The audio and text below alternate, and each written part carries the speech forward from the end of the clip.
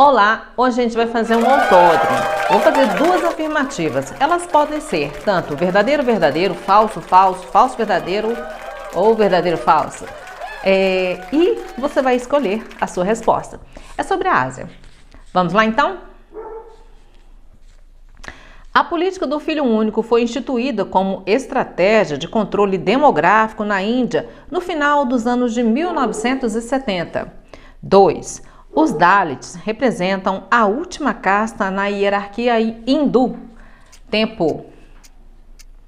Preparados? Atenção, 1, 2, 3 e já! Resposta correta, FF.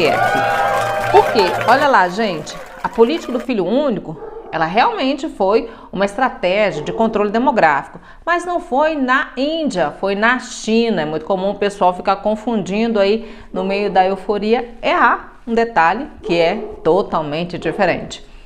O segundo é, os Dalits representam a última casta na hierarquia hindu. Não, os Dalits nem chegam a ser uma casta segundo a cultura hindu. Segunda, são limites da Ásia com a Europa, os Montes Urais, o Mar Cáspio, Oceano Índico, Mar Negro e Mar Mediterrâneo. 2. O deserto de Gobi é uma área pouco populosa da Ásia Central. Tempo. Tempo esgotado, 1, 2, 3 e já! Acertou quem colocou também que essa é a falso. Por quê? A primeira, ela está incorreta, pois o Oceano Índico não faz limite entre Europa e Ásia. E a segunda está incorreta, pois o deserto de Gobi é um território no extremo Oriente Asiático, situado na região norte da República Popular da China e a região sul da Mongólia. Vamos para a terceira. Na porção do extremo ocidental da Ásia, encontramos o clima subtropical. 2. As Ilhas Kurilas, arquipélago vulcânico de 56 ilhas, está sob domínio do Japão desde 1945. E aí, tempo? Preparados? Atenção, 1, 2, 3 e já! Quem falou FF acertou. A primeira está falsa, pois é na região leste asiática que encontramos o clima subtropical. E eu falei aqui extremo ocidental, então tá errado. Já a segunda também está incorreta, porque embora o Japão dispute a soberania de algumas ilhas que estão mais próximas do seu território, ele está administrado pela Rússia desde o final da Segunda Guerra Mundial e como um resultado do Tratado de São Francisco, fazendo parte da província de Sakhalina. Próxima, quarta opção, quarta questão. O Mar de Aral tem uma ligação com o Mar Cáspio. 2. A usina hidrelétrica das Três Gargantas, na China, inaugurada em 2012, utiliza o potencial energético do rio Yangtze-Kiang, o qual nasce no Planalto do Tibete e tem sua foz no litoral leste do país. Preparados? Atenção, 1, 2, 3 e já! Quem falou FV acertou. A primeira está incorreta porque o Mar de Aral não apresenta uma ligação direta com outros mares ou oceanos. Ele seria um lago fechado. Já a segunda está correta. A usina de Três Gargantas é a maior usina hidrelétrica do mundo. Lembrando que o rio Yangtze nasce lá no Planalto do Tibete e percorre no sentido oeste-leste praticamente e deságua lá na região do extremo leste da China, no Mar da China Oriental. Quinta questão, quantos você já acertou aí, hein? São os biomas encontrados na Rússia: tundra, taiga, estepes e pradarias. 2. O maior e mais extenso planalto da Ásia Meridional é o Planalto do Tibete. Tempo. 1, 2, 3 e já! A primeira está incorreta e a segunda também, então é FF. A primeira está incorreta porque não constou as florestas temperadas e também tem as florestas temperadas. Já a segunda também está incorreta, pois o maior planalto da Ásia Meridional é o Planalto do Deccan. Aliás, na Ásia Meridional Não podemos esquecer dos relevos marcantes do Himalaia, da extensa planície indo-ganjética, onde muitos rios são originados no regime nival. Aí podemos citar o rio Ganges e o rio Indo. Sexta questão.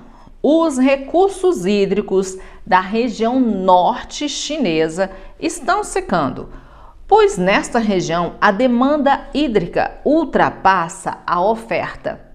2. A bacia do Obi é a maior bacia hidrográfica da Ásia e está situada no território da Federação Russa. Tempo.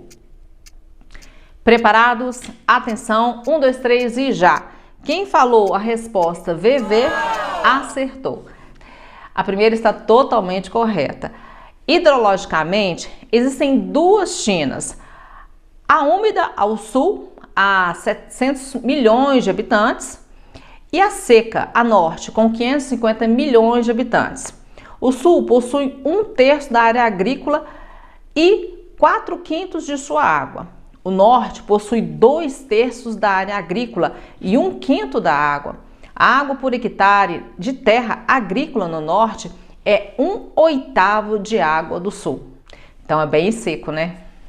E assim, os agricultores do norte da China enfrentam perdas de água de irrigação tanto pela exaustão dos aquíferos quanto pelo desvio da água para cidades e indústrias. Já a segunda questão, a bacia do rio Obi é a quinta mais extensa do mundo, com mais de 2.975 mil km². Ela nasce nos montes Altai e está atrás da bacia Platina, que é a quarta bacia mais extensa do planeta, também da bacia do rio Mississippi, que é a terceira mais extensa do planeta, a bacia do Congo, que é a segunda mais extensa do mundo, e é lógico, está atrás da bacia amazônica, que é a mais extensa do planeta. Ah, só um detalhe, a bacia do rio Nilo é a sexta mais extensa do planeta, você deve ter perguntado aí. Sétima questão. Todos os rios russos percorrem no sentido sul para norte. 2. Com o inverno no hemisfério norte, os canais russos congelam, dificultando a entrada dos navios nos portos. Tempo. Preparados? Atenção, 1, 2, 3 e já! Resposta correta, VF. A primeira vai estar totalmente incorreta. Por quê? Existem vários rios na Rússia e eles percorrem em diversos sentidos. O mais importante da Rússia seria o rio Volga. Ele vai nascer lá na região ocidental da Rússia e lá na região norte e corre até a planície do Mar Cáspio ali, praticamente no sentido norte para o sul. O rio Amur, ele é um rio que está no centro da Rússia e corre para o sentido leste, praticamente de oeste para leste. Mas há muitos rios que nascem no sul do território russo e desaguam no Oceano Glacial Ártico, né? O rio Obi, o Lena, o Yenisei são um desses exemplos. A segunda é correta. Mais de 60% do território da Rússia está localizado em permafrost, que é uma camada de solo permanentemente congelada, principalmente na Sibéria e no Extremo Oriente. Diante disso, o acesso ao Mar Negro é o mais importante da rota russa no período do inverno, principalmente para o escoamento da produção nacional, sobretudo de navios petroleiros. Entretanto, o presidente Vladimir Putin disse que a Rússia está intensificando a construção do navio quebra-gelo. O objetivo é preparar para o aumento significativo de tráfego de mercadorias ao longo de sua costa no Ártico. Porém, essa rota tem sido um caminho mortal para muitos marinheiros que enfrentam a paisagem marítima congelada. Oitava questão. A Ásia responde por cerca de 60% do total da população mundial. Somente China, Índia e Indonésia concentram mais de 3 bilhões de habitantes. 2. Em virtude de sua vasta população, a Ásia possui sua população regularmente distribuída. Tempo. Preparados? Atenção, 1, 2, 3 e já! Quem falou VF acertou. A primeira está correta, porque se a gente somarmos os mais de 1,46 bilhão de pessoas da China aos 1,41 bilhão de pessoas da Índia, mais os 280 milhões de indonésios, alcançamos aproximadamente 3,15 bilhões de pessoas. É mais do que 3 bilhões de pessoas. A segunda, ela está incorreta. Isso deve-se ao fato da presença de relevos íngremes, cordilheiras, vastos desertos, como o deserto de Gobi, climas rigorosos, como o clima frio de montanha, e também os climas frios e polares. Ninguém merece. Ninguém fica com sonho de consumo, assim, que sonho de consumo de morar assim, menos 40 graus, que delícia. Eu não. Moro num país tropical. Nona questão. O Círculo do Fogo do Pacífico, ou Anel de Fogo do Pacífico, é uma área onde há um grande número de terremotos e uma forte atividade vulcânica, localizado em limites de placas tectônicas no Oceano Pacífico. 2. O Círculo do Fogo do Pacífico é formado por uma série de fossas geológicas encontradas no fundo oceânico, onde são registrados alguns dos pontos mais profundos da crosta terrestre, a Fossa das Marianas. E aí, tempo, preparados? Atenção, 1, 2, 3 e já! A resposta correta é VV. A primeira vai estar correta porque o Círculo do Fogo do Pacífico é uma zona de elevada instabilidade geológica, cuja forma possui um aspecto de curvatura parecendo uma ferradura ao longo do Oceano Pacífico, com mais de 40 mil quilômetros de extensão. Ela situa-se a oeste das Américas e a leste da Ásia e também da Oceania.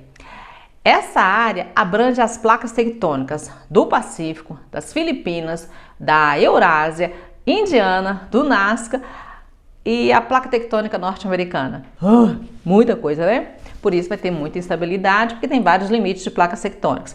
A segunda também está correta. A Fossa das Marianas é o local mais profundo dos oceanos, atingindo uma profundidade de 10.984 metros. Nesse local, uma zona de subducção é formada pela convergência entre as placas tectônicas do Oceano Pacífico e das Filipinas. Vamos lá para a 10ª questão. Tá faltando só 3, são só 12, tá? Espera só um pouquinho. O Anak Krakatoa, que significa filho de Krakatoa, é um dos 130 vulcões ativos da Indonésia. 2. A Índia anexou o Tibete, abrindo o caminho para a conquista indiana da Caxemira. Tempo. Preparados? Atenção, 1, 2, 3 e já. Quem falou VF acertou. Porque o Anak Krakatoa é uma ilha vulcânica situada lá no Estreito de Sunda, entre as ilhas de Java e Sumatra, lá na Indonésia, onde há presença de convergência tectônica entre as placas euroasiática e a indo-australiana, formando uma zona também de subducção. E a segunda é que está incorreta, porque não foi a Índia que anexou o Tibete, foi a China que anexou o Tibete em meados dos anos 50 do século passado. Assim, nas zonas limítrofes do Tibete com a Índia, na região da fronteira com a Caxemira, as fronteiras passaram a ser contestadas pelos chineses. A região da Caxemira é rica em recursos naturais, como a água, que é um bem essencial para a vida. 11ª questão. A fome assolou a Rússia após a dissolução da União Soviética. 2. A Rússia é uma das maiores produtoras agrícolas do mundo, com uma presença forte nos mercados mundiais de cereais, sobretudo trigo, centeio, cevada e aveia. Muito da produção está concentrada na porção europeia do país e também lá na região do Cáucaso. Tempo. Preparados? Atenção, 1, 2, 3 e já. Quem falou VV acertou. A primeira é verdadeira. Por quê? Quando a Rússia transformou suas fazendas, que eram estatais, com o fim da União Soviética, em propriedades privadas, algumas fazendas foram abandonadas e outras que estavam produzindo, passaram a produzir, não tinham competitividade, não conseguia concorrer com as commodities internacionais. Também tinha falta de investimentos, que provocaram uma queda na produção da agricultura russa, cerca de 45% entre 1992 e 1998. Isso também desencadeou uma onda de desemprego e miséria, fome, pobreza. Já a segunda é verdadeira, pois o governo russo passou a intensificar as políticas de proteção e desenvolvimento da produção agrícola interna, com o intuito de reduzir a necessidade de se importar alimentos. O projeto do governo de Vladimir Putin almeja atender à demanda nacional por alimentos, a partir da intensificação da produção interna, pois considera que depender do acesso ao fornecimento de produtos estrangeiros, de commodities estrangeiros, cria uma vulnerabilidade indesejável. Detalhe, tanto a Rússia quanto a Ucrânia são grandes exportadores de produtos alimentícios. Os dois países são conhecidos como o celeiro da Europa, representam 29% das exportações globais de trigo e 19% das de milho. Então, com esse conflito, tudo fica mais comprometido e ajuda a elevar os preços dessas commodities. 12ª questão. A CEI, Comunidade de Estados Independentes, é uma organização intergovernamental que possui 12 países membros. 2. A China deixou claro sua intenção de se expandir na região ártica e publicou no início de 2018 sobre uma possibilidade de criar uma nova rota da seda. A primeira é falsa, porque Ucrânia, Geórgia e Turcomenistão não são mais membros da CEI. O Turcomenistão já saiu lá em 2005, mas ele é um associado. E a Geórgia entrou em desavenças aí históricas com a Rússia por causa da Ossética do Sul, por causa da Abcásia, e aí em 2009 ela saiu. Já a Ucrânia saiu em 2014, quando ocorreu a anexação da Península Crimeia à Rússia. E aí esses conflitos não permitiram a permanência desses países aí na CEI. A segunda está correta, porque o derretimento do gelo marinho também está tornando mais viável o acesso às reservas de petróleo e gás natural do Ártico. A maioria foi identificada em território russo. E existem 3 rotas que podem ser utilizadas no Ártico. O gelo ao longo da passagem nordeste, que acompanha a costa da Rússia, está derretendo mais rapidamente que as demais áreas. A ideia é que a China deseja trabalhar com a Rússia para transformar essa rota e formar uma espinha dorsal dessa cooperação econômica em transporte marítimo e energia.